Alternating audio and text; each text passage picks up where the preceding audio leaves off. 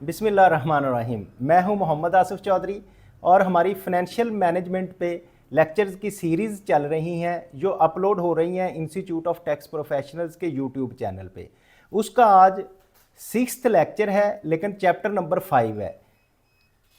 कुछ लेक्चर्स जो बड़े चैप्टर्स होते हैं उसको हम 2 में डिस्ट्रीब्यूट करते हैं, 2 लेक्चर्स में। इसी तरह आज चैप्टर नंबर 5 जो है रिस्क एंड रिटर्न का है, बहुत इंपॉर्टेंट चैप्टर है क्योंकि इसमें आपकी जो रिस्क्स हैं और रिस्क के बारे में जो आपने सिक्योरिटीज़ लेनी है, सिक्योरिटीज़ परचेज करनी है, इन्वेस्टमेंट करनी है, उसका रिटर्न लेना है, तो उसमें जो रिस्क है उसको आपने जानना है और रिटर्न किस तरह से कैलकुलेट कर सकते हैं ये आपने जानना है। तो इसलिए हमने इस चैप्टर के भी 2 पार्ट्स किए हैं। तो हाफ चैप्टर जो है वो एक लेक्चर में होगा और हाफ जो है वो पार्ट 2 में होगा इसके लेक्चर का। तो हम स्टार्ट करते हैं। इस चैप्टर को स्टडी करने के बाद, पढ़ने के बाद आप इस काबिल हो जाएंगे कि आप अंडरस्टैंड कर सकेंगे the relationship or trade off between risk and return, कि आपको रिटर्न क्या आ रहा है और उस पे आपको रिस्क कितना है। जैसे कि आपने एक फेवरेट वो सुना ही होगा मकूला कि more risk more you earn and less risk less you earn, जिसका चैप्टर नंबर 2 में हमने उसकी एक्सप्लेनेशन भी दी थी कि जैसे जैसे वो अमेरिकन ट्रेजरी की बात हो रही थी कि उसमें रिस्क बिल्कुल कम था और उसका रिटर्न भी कम था, जैसे जैसे रिस्क बढ़ता जा रहा था रिटर्न बढ़ता जा रहा था, और जब स्पेक्यूलेशन पे आ गया तो फिर सबसे ज़्यादा उस पर रिस्क था और रिटर्न भी सबसे ज़्यादा था। तो ये आज हम इसमें देखेंगे कि किस तरह से रिस्क और रिटर्न का क्या रिलेशन बनता है और इसको किस तरह से ट्रेड ऑफ करना है। सेकंड वन हम डिफाइन करेंगे रिस्क क्या है और रिटर्न क्या है and show how the measures them, और इनकी मेजरमेंट किस तरह से होती है ये भी इस लेक्चर में सिखाया जाएगा आपको। बाय कैलकुलेटिंग एक्सपेक्टेड रिटर्न, के आपका एक्सपेक्टेड रिटर्न क्या है, उसमें स्टैंडर्ड डेविएशन की कैलकुलेशन और कोफिशिएंट ऑफ वेरिएंस की कैलकुलेशन आपको सिखाई जाएगी। देन इसमें डिस्कस किया जाएगा the different type of investors attitude toward risk, के डिफरेंट टाइप ऑफ इन्वेस्टर्स जो हैं उनका क्या एटीट्यूड होता है रिस्क के जानने के लिए, या रिस्क के मतलब उनका क्या एटीट्यूड है। कुछ इन्वेस्टर्स होते हैं वो ज़्यादा रिस्क लेते हैं ज़्यादा कमाने के लिए, कुछ इन्वेस्टर होते हैं वो सेफ़ खेलना चाहते हैं, इनकम चाहे कम भी आए लेकिन सेफ़ प्ले में चलते हैं। तो इसमें हम इनके एटीट्यूड की भी बात करेंगे। देन हम एक्सप्लेन करेंगे risk and return in the portfolio context, कि जब आप अपना एक पोर्टफोलियो बनाते हैं, नंबर ऑफ कंपनीज के शेयर्स को इकट्ठा करते हैं जिसमें आप कुछ हाई रिस्की रखते हैं, कुछ लो रिस्की रखते हैं, कुछ आपको डिविडेंड देने वाले हैं, कुछ लॉन्ग टर्म वाले हैं, कुछ बॉन्ड्स हैं। तो जब आप अपना एक पोर्टफोलियो बनाते हैं तो उसको किस तरह से ट्रीट किया जाएगा, तो हम पोर्टफोलियो के कॉन्टेक्स्ट में भी बात करेंगे। And distinguish between individual security and portfolio risk, के इंडिविजुअल सिक्योरिटी जो है उसमें आपका क्या रिस्क है, उसमें आपको किस तरह के चैलेंजेस हो सकते हैं, और अगर पोर्टफोलियो है तो कहीं रिस्की और कहीं कम का क्या सिचुएशन आपने बनाई है उसके बारे में भी बताया जाएगा, ताकि आप अपनी इन्वेस्टमेंट को सिक्योर करें। ये जहाँ जहाँ स्टूडेंट्स का फ़ायदा होगा, जहाँ इसमें BS MS ICM में CA के स्टूडेंट्स फ़ायदा उठाएंगे, वहाँ जो इन्वेस्टर्स हैं उनके लिए भी ये लेक्चर फ़ायदेमंद होगा और वो भी इससे फ़ायदा उठा सकते हैं। Then distinguish between the avoid unsystematic risk, के आप जो अवॉइडेबल अनसिस्टमेटिक रिस्क है उसको किस तरह से आप अवॉइड कर सकते हैं, और एक अनअवॉइडेबल रिस्क है जिसको आप अवॉइड नहीं कर सकते, वो कैसे है। जो अनसिस्टमेटिक और अनअवॉइडेबल जो है वो सिस्टमेटिक रिस्क है। And explain how proper diversification can be eliminated one of these risk, तो किस तरह डाइवर्सिफाई करके आप इन रिस्क से निकल सकते हैं, एलिमिनेट कर सकते हैं, कम कर सकते हैं। इसके बारे में वैसे कहा जाता है risk can be minimize but can not be eliminated, तो उसको मिनिमाइज कर सकते हैं आप। Define and explain the capital asset pricing model, बहुत इंपॉर्टेंट चीज़ है कैपिटल एसेट प्राइसिंग मॉडल, जिसको हम कैपम कहते हैं। Beta and the characteristic line जो है उसके बारे में आपको बताया जाएगा कि किस तरह आपकी इन्वेस्टमेंट में हेल्पफुल होंगी। Calculate the required rate of return by using a capital asset pricing model. Capital asset pricing model को यूज़ करते हुए आप किस तरह से अपने जो है रिटर्न कैलकुलेट कर सकते हैं। फिर इसके बाद डिमॉन्स्ट्रेट किया जाएगा how the security market line SML मारूफ थिंग है। Security market line can be use to describe this relationship between expected rate of return and systematic risk के एक्सपेक्टेड रेट ऑफ रिटर्न क्या है और उस पर सिस्टमेटिक जो रिस्क है जो अनअवॉइडेबल है उसका क्या अफेक्ट होता है, ये पढ़ाया जाएगा। देन लास्ट में एक्सप्लेन किया जाएगा what is meant by an efficient financial market. एक एफिशिएंट फाइनेंशियल मार्केट कौन सी होती है and describes the 3 levels or forms of the market efficiency. तो मार्केट एफिशिएंसीज के 3 लेवल जो हैं वो आपको बताए जाएंगे। तो ये हमारे पूरे चैप्टर का क्रक होगा जो आप इसमें से सीख सकेंगे। तो अब हम शुरू करते हैं सबसे पहले कि रिस्क एंड रिटर्न क्या है। बेसिकली हमने रिस्क को किस तरह अवॉइड करना है, रिस्क को किस तरह से मिनिमाइज करना है और रिटर्न को किस तरह से मैक्सिमाइज करना है। इसके बाद ये चीज़ें आएंगी हमारे पास। हम सबसे पहले रिस्क और रिटर्न को डिफाइन करेंगे क्या है, इसकी डेफिनेशन के बारे में पढ़ेंगे। फिर using the probability distribution to measure the risk. Probability distribution use की जाएगी कि रिस्क को किस तरह से मेजर किया जाता है।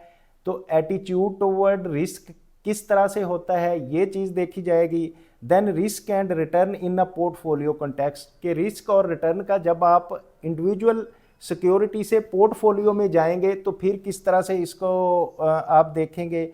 डाइवर्सिफिकेशन किस तरह से होगी। कैपिटल एसेट प्राइसिंग मॉडल्स में रिस्क और रिटर्न्स का क्या अफेक्ट है और एफिशिएंट फाइनेंशियल मार्केट में क्या है। तो अगर हम डिफाइन करें रिटर्न की, रिटर्न क्या होता है। बेसिकली रिटर्न जो होता है income received on investment plus any changes in market price. एक तो वो होता है रिटर्न किसी का कि आपने किसी की सिक्योरिटी स्टॉक खरीदा, शेयर खरीदा, उस पे आपको डिविडेंड मिल गया, एक तो ये रिटर्न होगा। दूसरा ये होगा कि मार्केट जो आपके शेयर की प्राइस थी वो बढ़ गई, ऊपर चली गई, तो उसका ये एक और उसकी अर्निंग होगी। तो इस तरह वो भी इसमें आएगी। Usually expressed as a present of the beginning market price of the investment.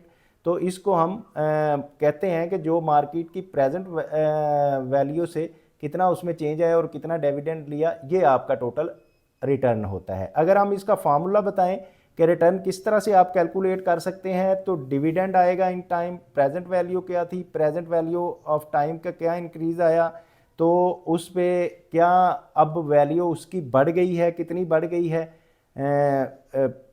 असल प्राइस क्या थी, present value at the time of purchase क्या थी और at the after a time and period वाली क्या वैल्यू है, उस पे इसको डिवाइड करेंगे तो इस तरह से हमारा रिटर्न आ जाएगी। इसको मैं अगर एक्सप्लेन करूं कि हम सपोज एक स्टॉक प्राइस लेते हैं, for a stock A was $10 पर शेयर। $10 पे हमने एक शेयर खरीदा स्टॉक ए का फॉर 1 ईयर अगो, एक साल पहले। जब हमने साल पहले खरीदा तो वो एक ₹10 का था। This stock is currently trading at $9.50 पर शेयर। तो अब जो वैल्यू आफ्टर अ ईयर आ गई उसकी $9.5 आ गई है पर share. And the share holder just receive $1 dividend, तो उसने $1 डिविडेंड रिसीव भी किया इसके दौरान। तो what return was earned over the past year, तो इसमें रिटर्न क्या लिया उसने, तो हम देखेंगे इसको फार्मूले में करेंगे हम। ये रिटर्न है, डिविडेंड उसने ₹1 लिया, मार्केट की जो प्रेजेंट वैल्यू है हमने वो निकाली कि ये थी, और जो मार्केट जिस वैल्यू पे हमने शेयर खरीदा था वो क्या थी, ये प्रेजेंट वैल्यू है इधर आएगी, और ये जिस पे शेयर खरीदा था वो आएगी। तो इस तरह से ये आप निकालेंगे तो आपको रिटर्न आ जाएगा 5%, मीन 5% इसमें रिटर्न आया। अगर हम फेस वैल्यू से देखें तो हमें ये लग रहा है कि हमारे स्टॉक की वैल्यू गिर गई, हमें 0.5 जो है हमें लॉस हुआ है। हालांकि लॉस नहीं हुआ बल्कि हमें फ़ायदा हुआ है, क्योंकि हमने ₹1 डिविडेंड लिया है ना। अगर हमने डिविडेंड ना लिया हुआ तो देन हमें लॉस होना था। लेकिन अब क्योंकि डिविडेंड 1 रुपीज़ आया है तो टोटल अगर 1 इसमें पड़ेगा तो वो 11 हो जाएगा, तो वो हमारा जो 50 पैसा कम हुआ है सेंट, तो वो उसमें रिकवरी में आके तो 5% हमें इसका रिटर्न आ जाएगा।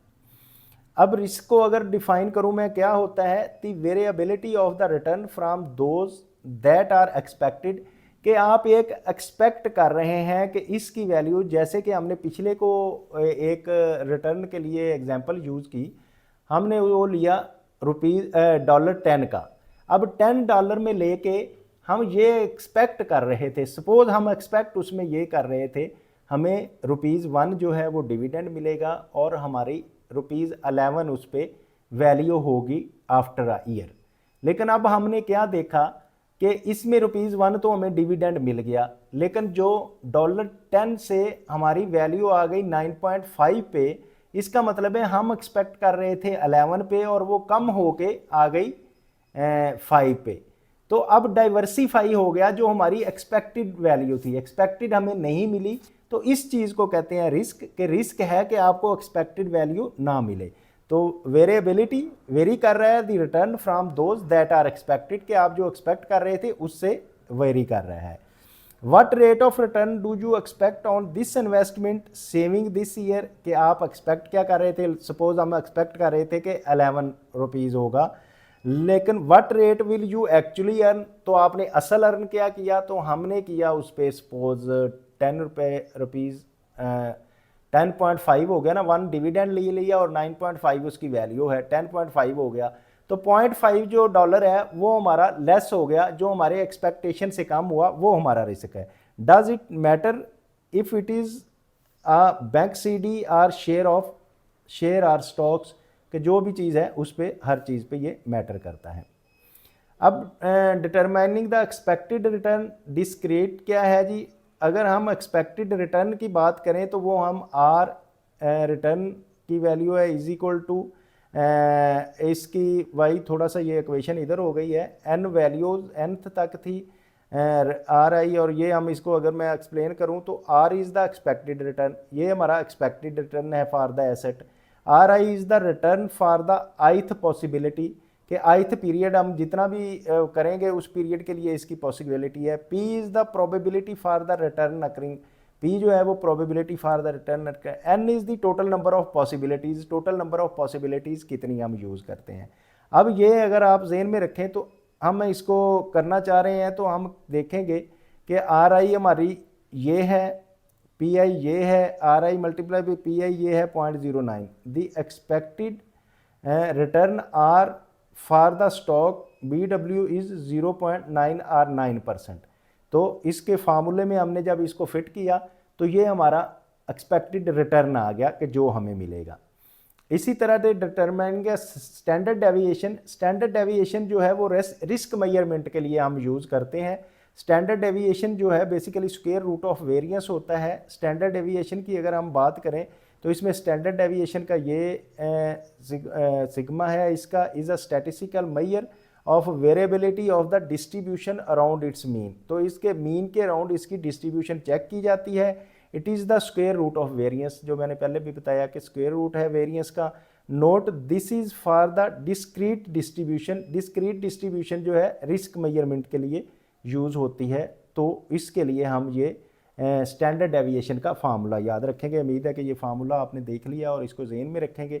तो अब जब हम रिस्क मेजर करेंगे तो स्टैंडर्ड डेविएशन का फार्मूले से हमारे पास स्टॉक्स की अगर बात की जाए तो ये आ रहे हैं, पी की बात की जाए तो ये आ रहे हैं, present return on nth period और रिटर्न और आइथ पीरियड जो वैल्यू हैं, इनको अब जब ऐड किया और हमने इस फार्मूले में लगाया स्टैंडर्ड डेविएशन, जब इसका मेजर डिटरमिन किया स्टैंडर्ड डेविएशन तो आ रहा है 0.1778।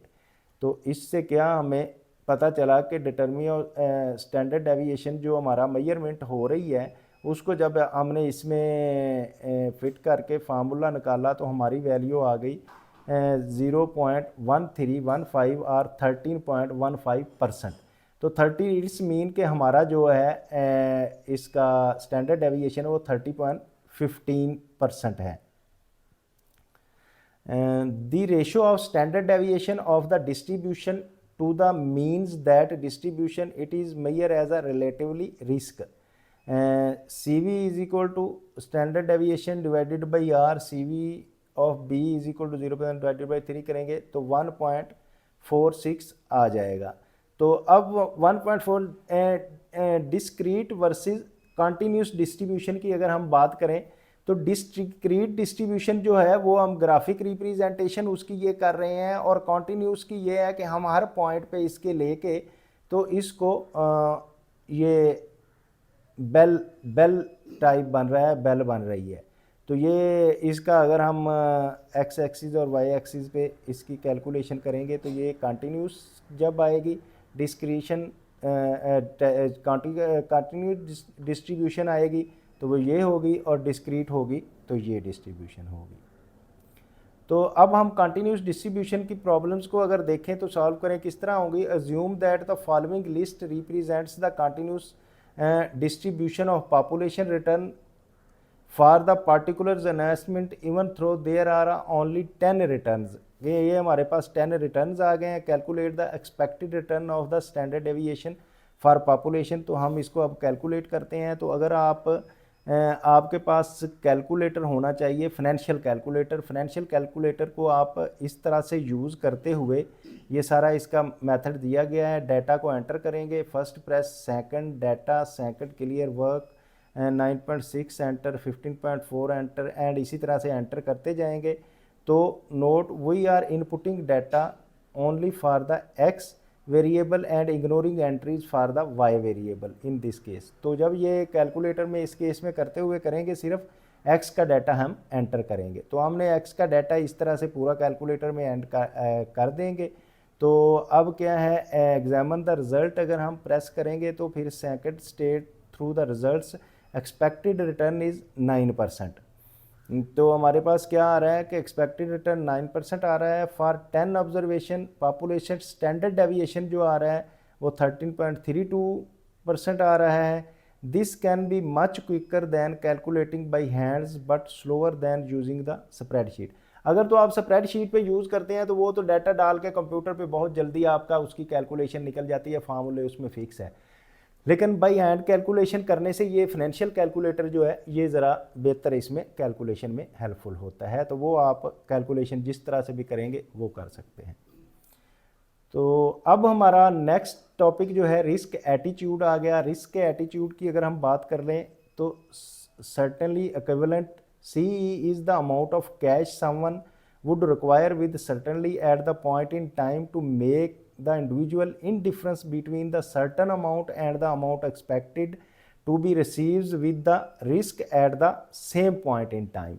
तो अब एक सर्टेनली इक्विवेलेंट ये है कि एक सर्टन अमाउंट जो है वो किसी ने एक्सपेक्ट कर रहा है कि ये अमाउंट मुझे जो उसको मिली है, सर्टन अमाउंट एक अमाउंट वो जो है उसको मिल गई, लेकिन एक वो अमाउंट एक्सपेक्ट कर रहा है। अब जो एक्सपेक्ट कर रहे हैं और जो सर्टन उसको मिली है उनका जो डिफरेंट है वो बेसिकली उसका रिस्क है। That point is risk attitude.